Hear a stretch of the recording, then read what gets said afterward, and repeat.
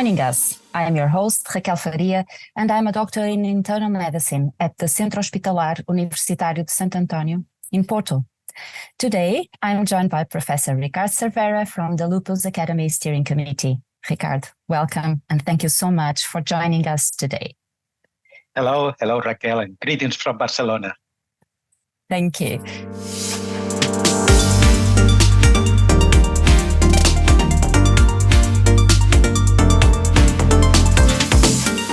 Today, we're going to discuss a complex case and hear your expert opinion on how to approach this challenging situation.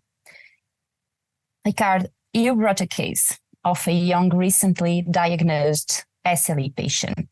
This is a 22-year-old Caucasian woman that was diagnosed with SLE 8 months before the current admission. Her SLE diagnosis was based clinically on arthritis, photosensitivity, serositis, autoimmune hemolytic anemia, and the lab tests confirmed positive antinuclear and anti-dsDNA antibodies, low complement, and the presence of antiphospholipid antibodies, both anticardiolipin IgG, anti-beta-2 glycoprotein IgG, and they had a second determination that confirmed this persistent positivity. 4 months after the diagnosis, on the follow-up clinic, a kidney involvement led to a diagnosis of a class 4 lupus nephritis, diffuse segmental proliferative lupus nephritis on the renal biopsy.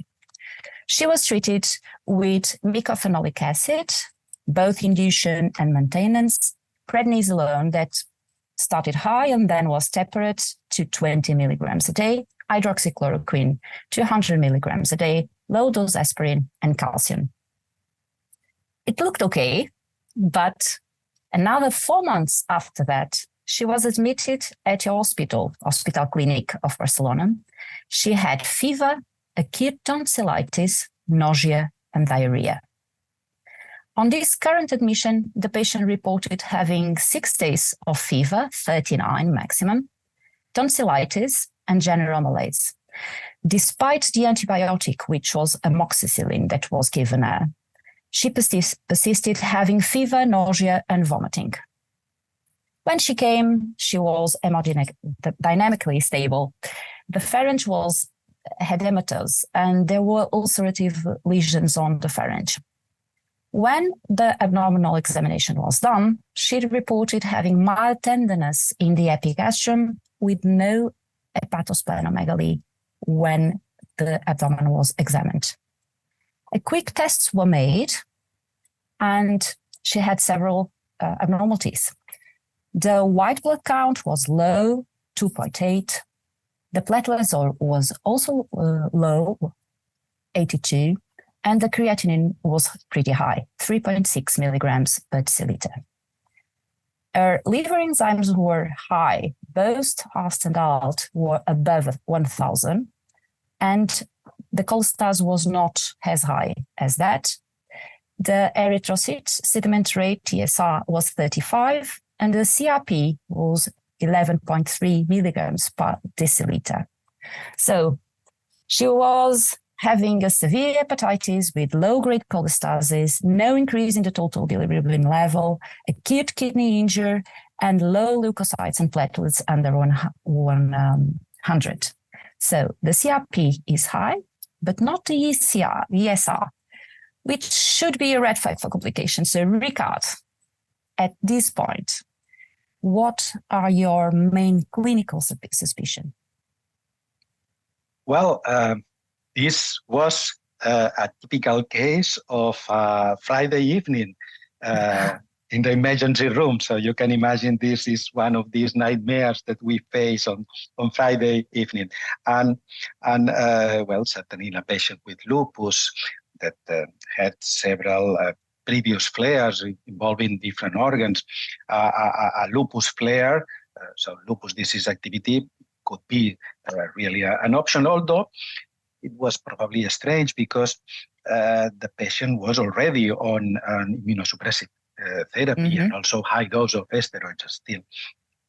So probably the main suspicion was an infection, an associated infection, having in mind that the patient presented with high C-reactive protein that usually is not as high in just disease activity. Usually high C-reactive protein probably is a red flag for an infection, an associated infection.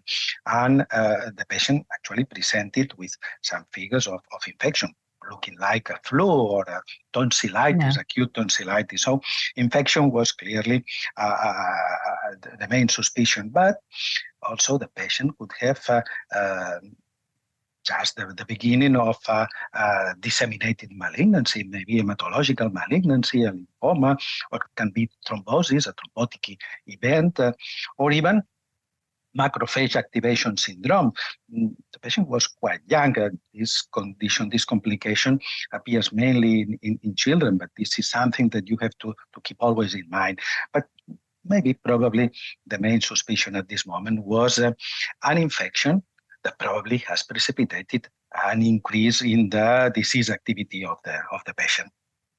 And taking this into account, and of course that we, as with every other patient, we have a main clinical suspicion, but we are so much safer if we rule out everything else. So what would be your diagnostic procedure immediately in this Friday evening?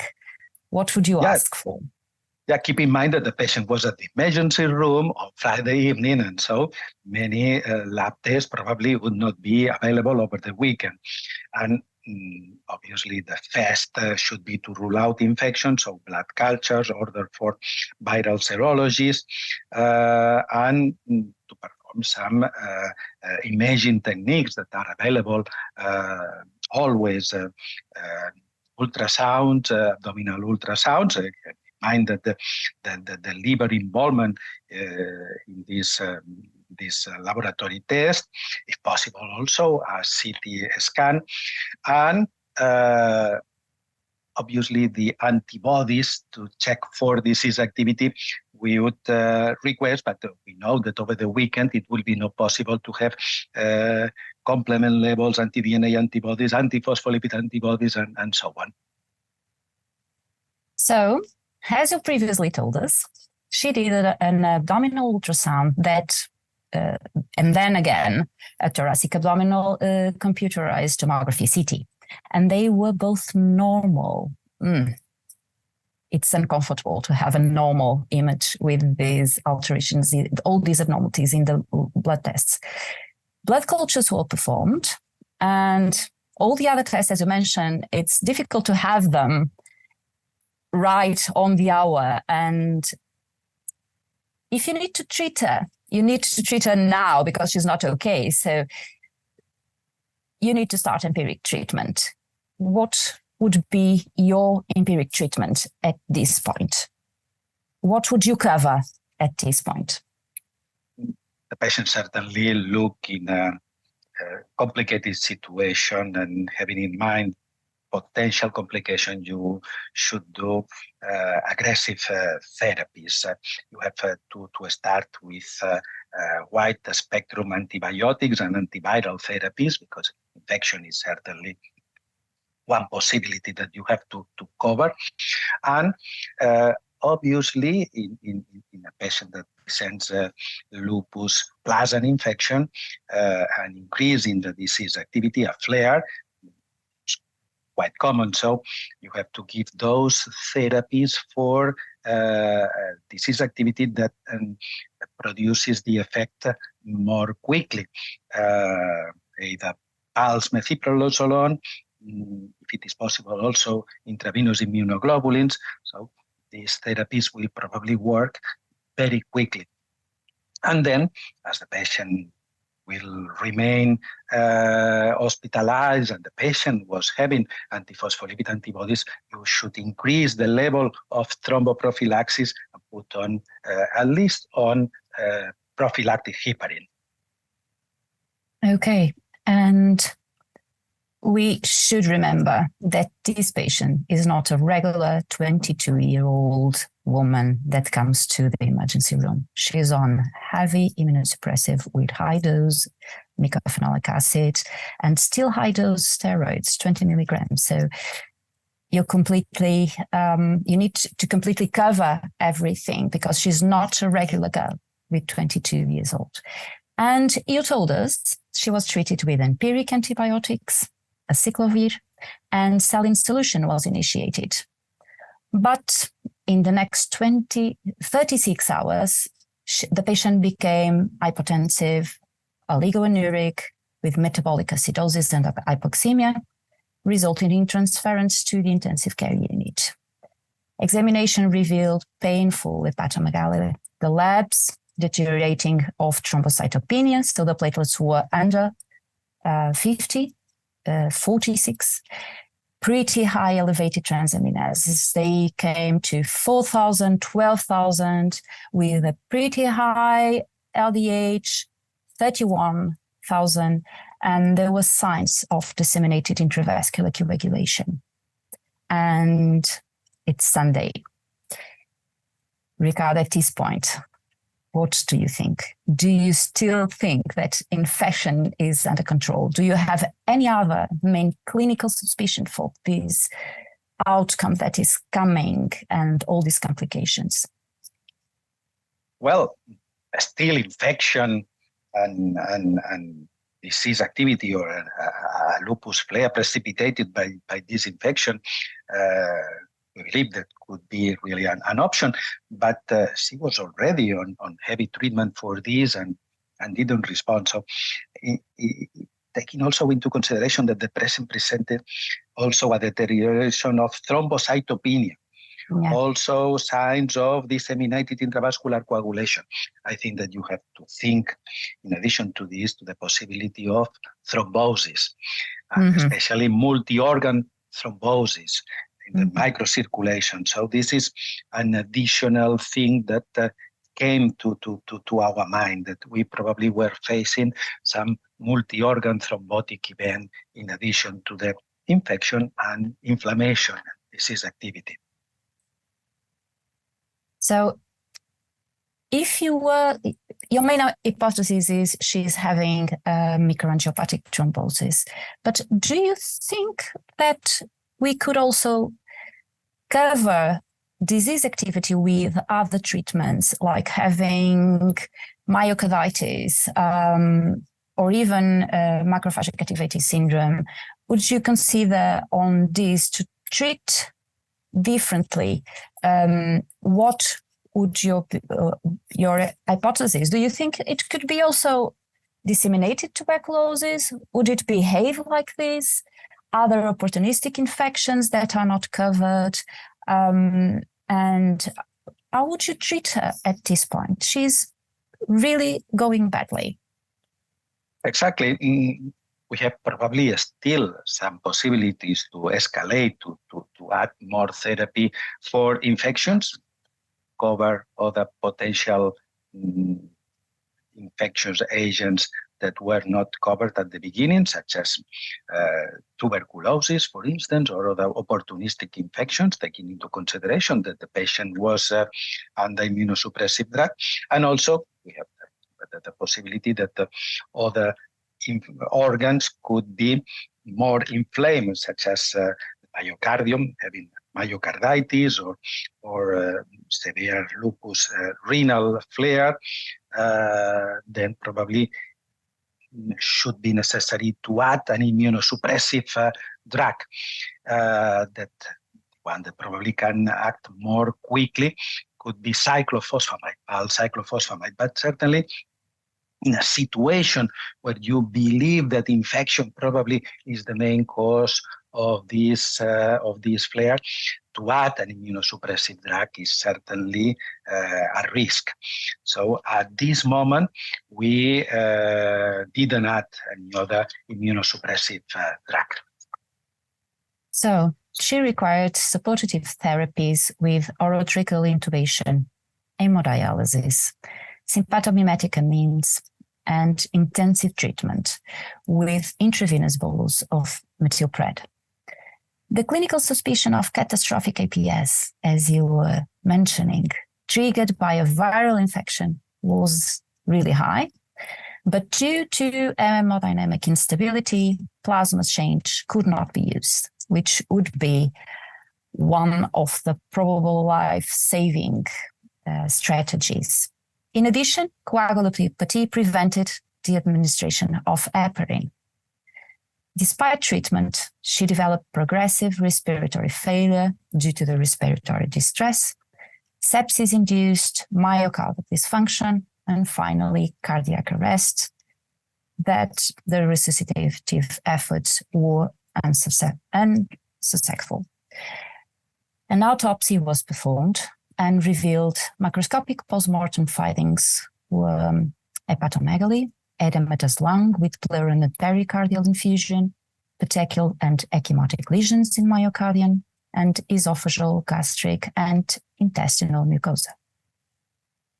Microscopic examination revealed submassive hepatic necrosis suggestive of acute hepatic hepatitis, confirmed by positive PCR for type 1 herpes simplex virus, and also herpetic necrotic tonsillitis, pharyngitis, and cervicitis. Microthrombosis was found in glomerular arterioles of the kidneys and lung. So the final diagnosis was catastrophic APS triggered by fulminant disseminated herpes simplex infection in the patient with SLE. Unfortunately, this young patient died before 1 year of SLE diagnosis. And we all feel frustrated when something like this happens with such a young girl. Now, a couple of years have passed, not too many, but a couple of them. And I'm sure that, like everyone else, you keep thinking, what else could we have done? Or with the current knowledge, would we do differently now? So have you think about it? What do you think in 2023 could have been done differently? That's right. This was a terrible, terrible case, a frustrating case that happened to us several years ago. But it is a clear example of some of the cases that present with the catastrophic antiphospholipid syndrome. The catastrophic antiphospholipid syndrome, we certainly coined this term catastrophic in order to stress that terrible things can happen quickly. This was the reason that we put just this terrible name, just in order to make awareness of the potential terrible outcome of these patients. At the beginning, when we described this condition nearly 30 years ago, most of the patients, 70% of the patients, died at the acute event. So it was similar to this case. Nowadays, things fortunately have improved thanks mainly to the use of what we call the triple therapy. So yes. What is really essential is first to try to recognize, to have the suspicion of this potential complication of this catastrophic variant as soon as possible, and start as soon as possible with this so-called triple therapy, with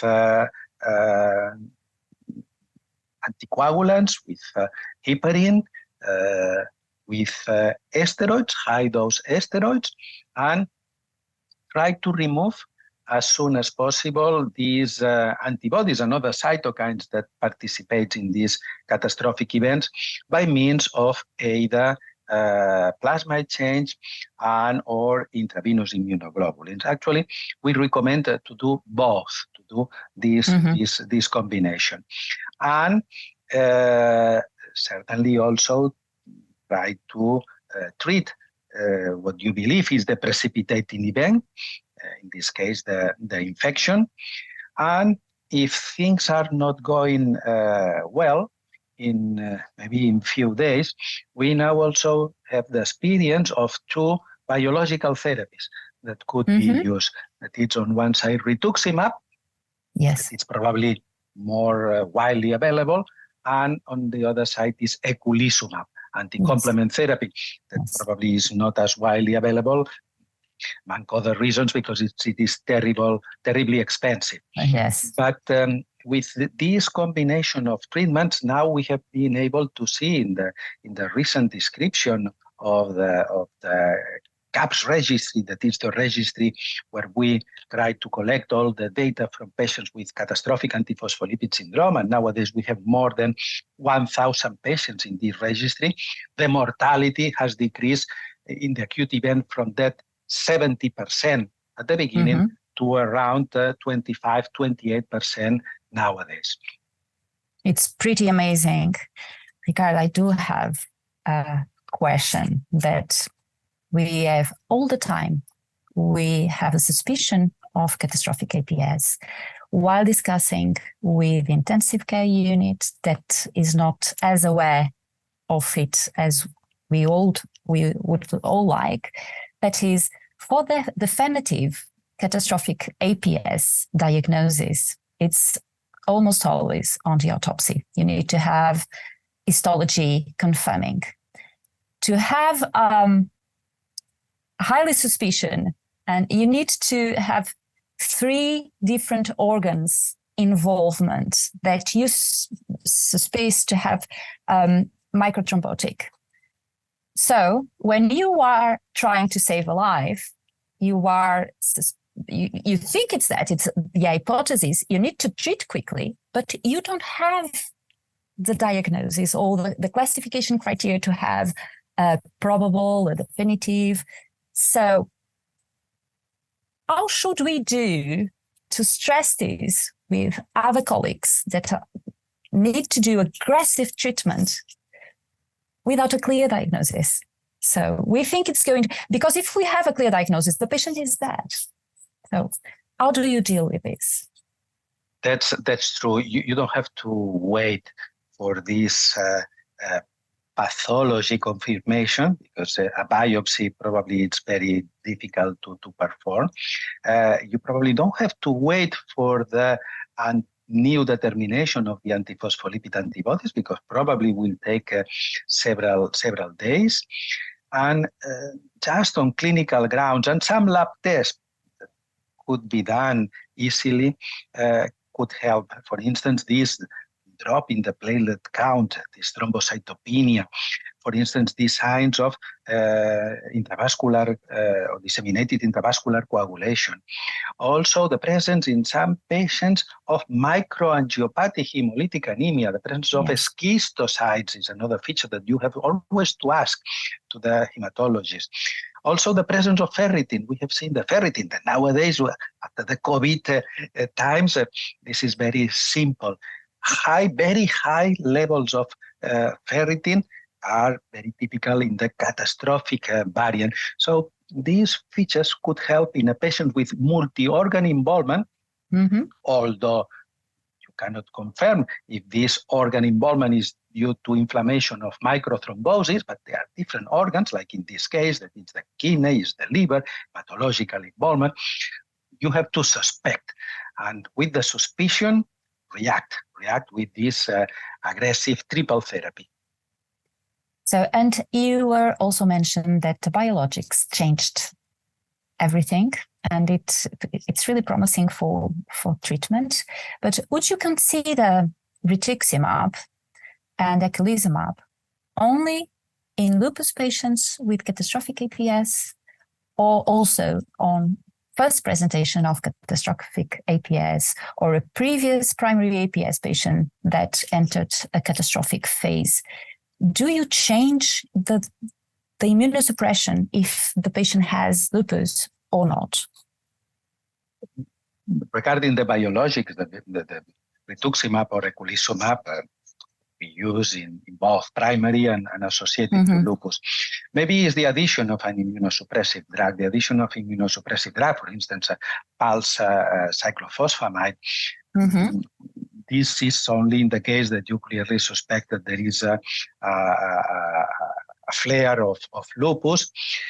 and you believe that probably there is not an active infection, because an active infection probably could not be a good situation if you add pulse cyclophosphamide. So, Ricard, you are one of the people responsible for the CAPS registry, as you mentioned before. So you have your own huge experience on CAPS, and you also have all the big experience on the world of patients who were registered on CAPS registry. So would you like to comment with us? What is your experience and the registry, both on catastrophic APS and SLE related to catastrophic APS?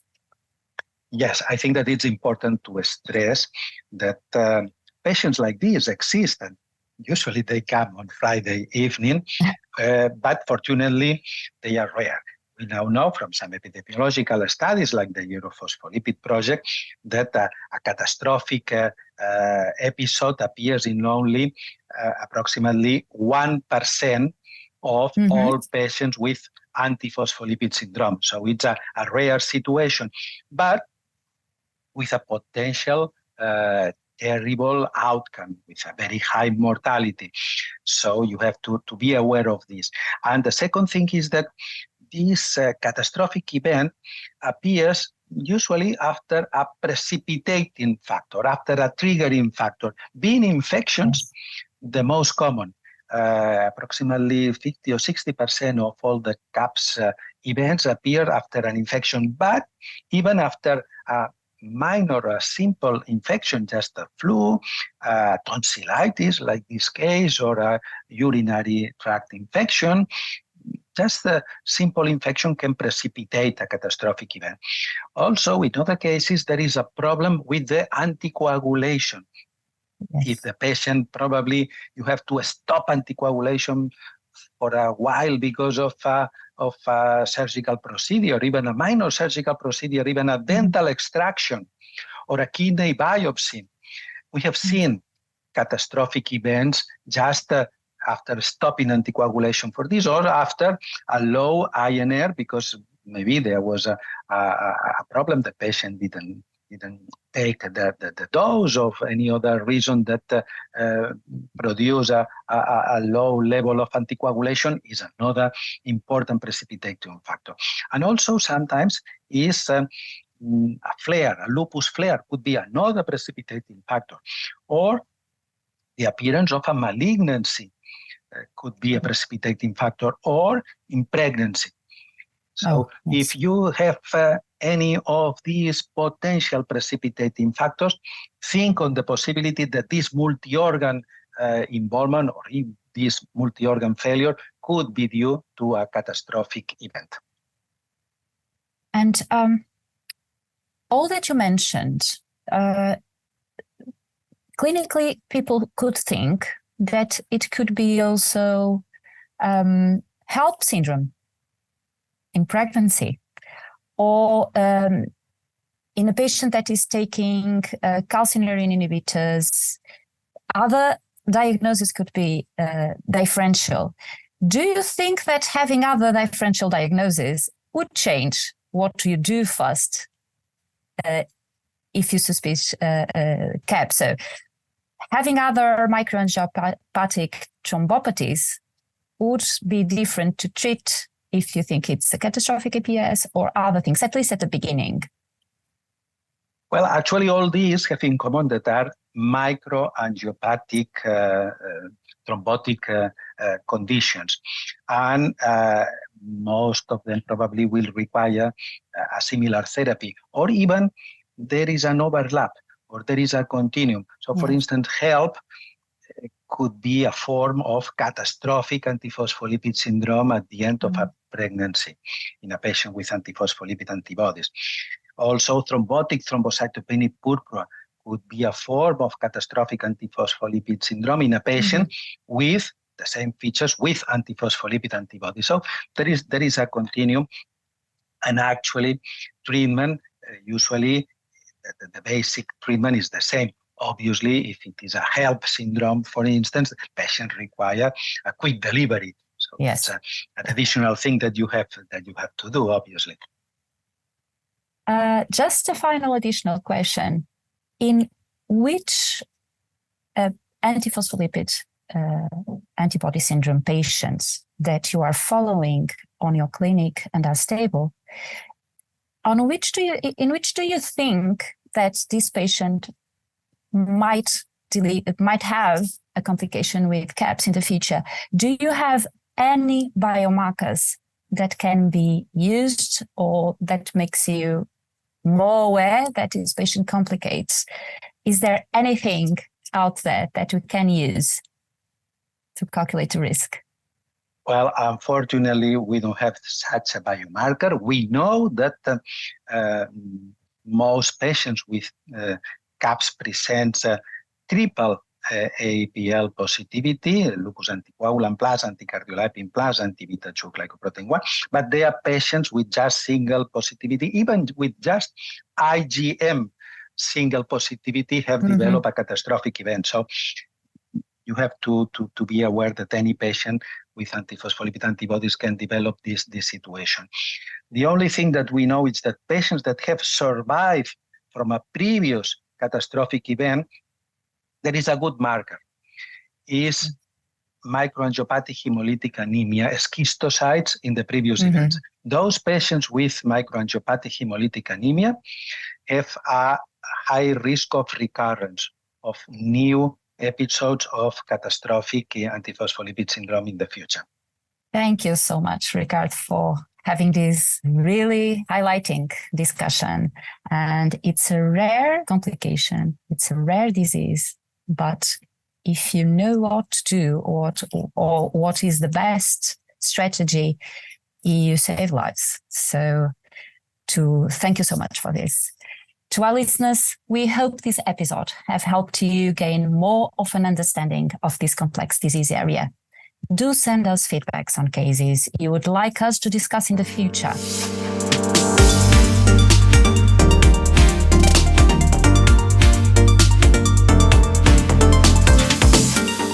Thank you so much for listening. We hope you enjoyed this podcast. Please leave us a review, which will really help us in reaching as many of your colleagues as possible around the world. Join us again next month.